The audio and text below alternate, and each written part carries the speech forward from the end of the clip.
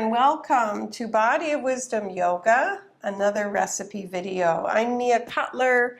I am the founder of Body of Wisdom Yoga. We are an online yoga platform, video on demand, subscription-based for active older adults like you.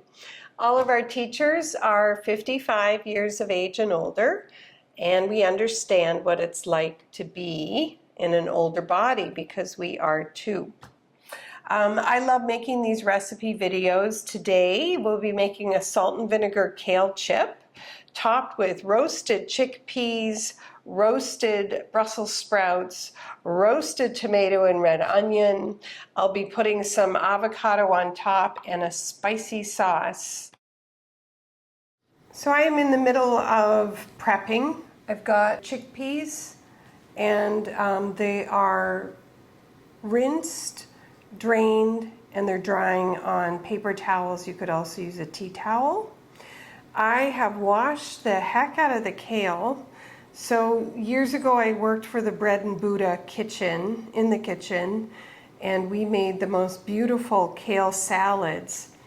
And it's not going to hurt you if you eat a little bug, but we did not want to be putting any bugs in the salad. And so I was in charge of kale, and you want to make sure that you open up the front. Usually there's nothing. So you want to open them up and look all down in here. You're always going to find little bugs. And that's just the way it is because we live on planet Earth. And then I rub them dry with a tea towel or paper towel. So these are dry. I've taken the cherry tomatoes off their stem. I like to leave them whole. I'm going to cut up the red onion. Use as much or as little as you like, or don't use any. I just had that and I thought I'd use it because I really like roasted red onion. And we want these in the oven as soon as possible. So before I do the kale and get the kale in the oven, I want to get the tomatoes in so they get a slow roast. I'm just going to do kind of bigger slices.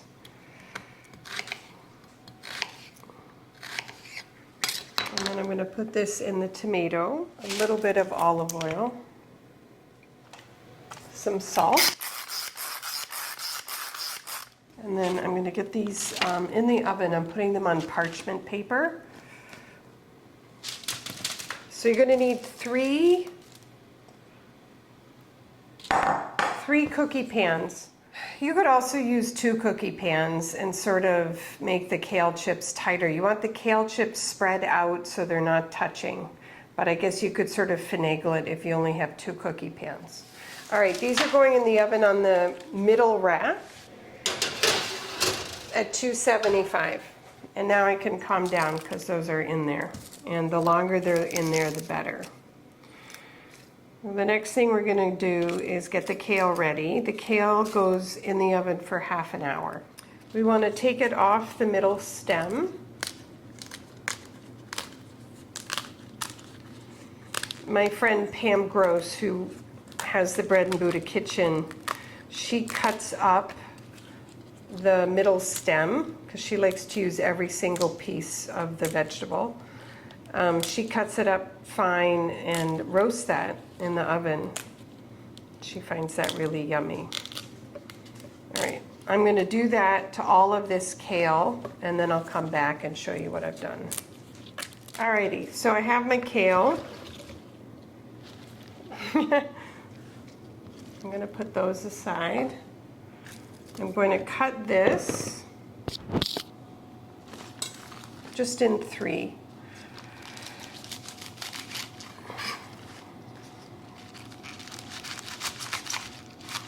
And this is a little bit bigger. The end pieces, I'm going to cut those in half. Okay, these go into the bowl. And I'm going to get my garlic clove. So you can mince the garlic, but I have this thing that I like. Ooh. Just go back and forth. It makes it into a paste. And then I take this and put it in the kale bowl. To this I'm adding 3 tablespoons of either malt vinegar or apple cider vinegar.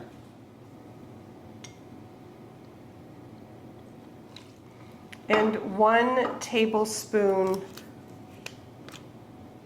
of olive oil.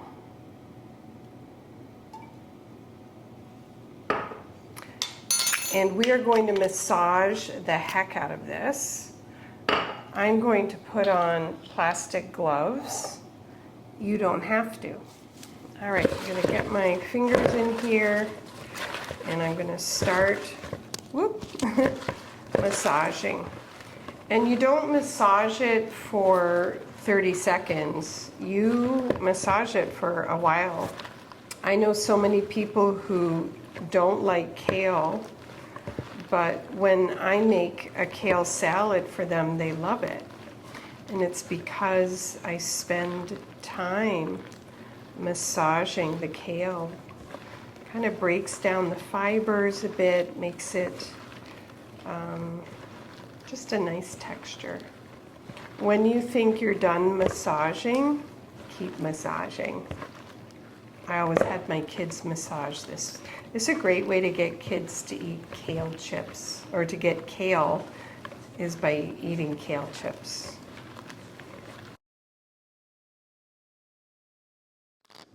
I'm going to spread them out on this parchment papered cookie tray. And you want to spread them out so that they're not touching each other. It's a little bit fiddly, but that's okay. I'm a big proponent of slow cooking.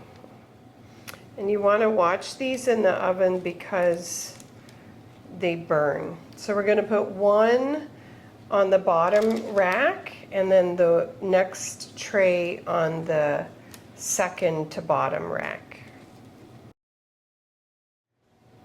So these are going to go in the oven for 30 minutes. I'm going to set a timer for 15 minutes, at which point I will switch them. So one's on the bottom, I'm going to switch them.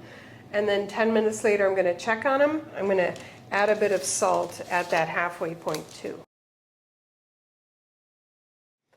Up next, I'm going to make the chickpeas. So I've got the chickpeas here, they're all dry. I'm gonna put them in my bowl. So I have two 15-ounce cans of chickpeas, a tablespoon of oregano. I'm just going to mix this up a little bit. I've got half a teaspoon of sumac, half a teaspoon of chili powder, half a teaspoon of cumin, half a teaspoon of kosher salt. I'm going to mix all that up and put that in there. And then a little bit of cayenne. So you decide how much you want. Pretty spicy. I'm going to take this, mix this up.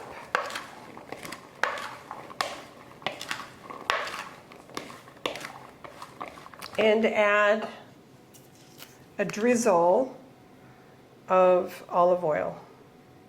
And I'm just going to let these sit for a minute while I get the Brussels sprouts ready. If you don't have sumac, you don't have to use sumac. If there's some other spice you want to use, go for it. All right, time for the Brussels sprouts. So enough Brussels sprouts so everyone has a couple. Now, if you love Brussels sprouts, do more.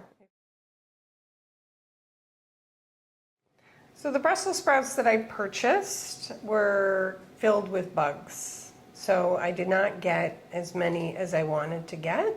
But I have enough so that everyone, if you're making for 4, I'm just making for 2. So we have enough. But if you're making for 4, you would want obviously more than this. unless everyone's just having 2 or 3 pieces, and that's up to you to decide. But you want to cut off the end, take off a couple outer leaves, and then just check them, cut them in half, and just check to make sure that they're not, infested like these were. But this is good. What I've got is good. All right, so I've got my chickpeas, Brussels sprouts. I'm going to set my 2 pans on. Well, both of these sort of a medium-high heat. I'm going to put some olive oil in the one with the Brussels sprouts, and some olive oil, not much, in the one for the chickpeas. Oh, there's a little tomato. Okay, so while that's heating up, that was a good tomato. While that's heating up, I'm going to make the sauce, the spicy sauce. So I have 3 tablespoons in here of the avocado mayonnaise, my Cholula. I'm going to add in as much as you want. And then I'm going to cut up this lime and squeeze some lime in here.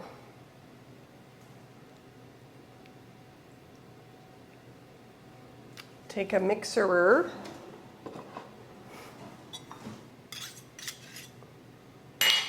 and mix it up. Now, if you're using mayonnaise that's thick, you can always add in just a teeny bit of water. And I'm going to put this, I don't know if you can hear that sizzle, but they sizzled a little bit. And with the Brussels sprouts, they're going in their own pan. You could definitely hear that sizzle. And I think I'm going to turn that sort of a medium-high heat.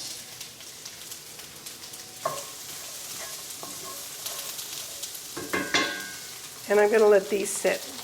I'm not going to touch those. And now I'm going to let these sit for a little bit.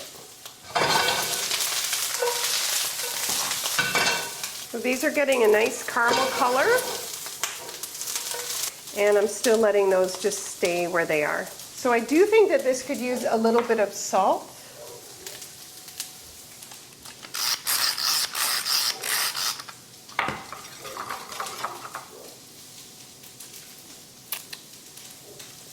Much better. So it's been 15 minutes. I'm going to take the kale out of the oven and sprinkle some salt on it. Sprinkle some salt on it and then return it to the opposite rack. So here you could see, there's the kale. I'm just going to get some salt, kosher salt. Just going to put it on top.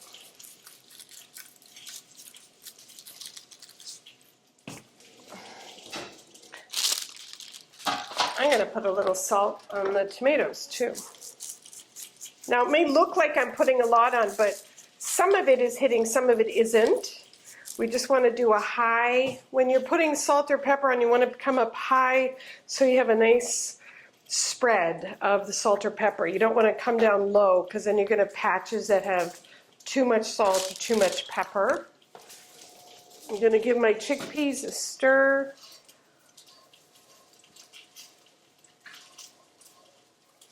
And the Brussels sprouts. Those are coming along really nicely. Okay, I'm going to cut up my avocado, cut up a little bit of lime to put on top. We've got our spicy topping. And when I come back, we're going to plate it all. Yay!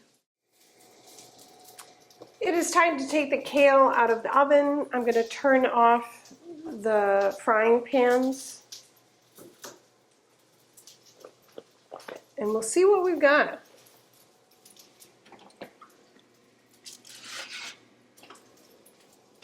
Great. These look like kale chips.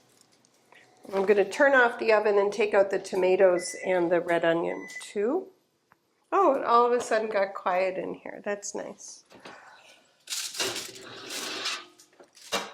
And here's the red onion and the tomato. So the red onion is just cooked enough. It's not like charred. You would have to put the oven probably 350, 400 for that. And the tomatoes are just soft enough that when you bite them, they're going to have this nice burst of flavor. The one thing about tomatoes is when you do this with tomatoes, they get really, really hot. So I'm just going to let them sit for a minute or two so that when we bite into them, you're not going to burn your mouth. So to plate this, the first thing I'm going to do is get some of the chickpeas in the bottom of the bowl. If you're using rice, of course the rice would go in the bottom. If you wanted to put some lemon on your rice or have sort of a teriyaki rice, that would be good. But for me, I'm not doing that. So I'm going to put the chickpeas in the bottom of the bowl. Just push them over to the side, a little bit more. I'll put in the Brussels sprouts next door. Next to that, I'll put in the tomatoes and red onion. And then I'm going to put some kale chips on the side.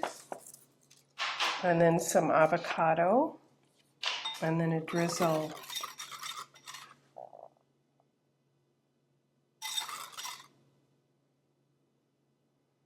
of the sauce. And a squeeze of lime, or just lime on the side. And there you have it. Really nice, yummy dinner. Thanks for joining me today. If you like these recipe videos, please hit subscribe, and you'll also receive our yoga videos. And I hope that you check out our platform, bodywisdomyoga.com. I'm just going to give this a bite. So good. And spicy. All right, till next time. Thanks so much for joining.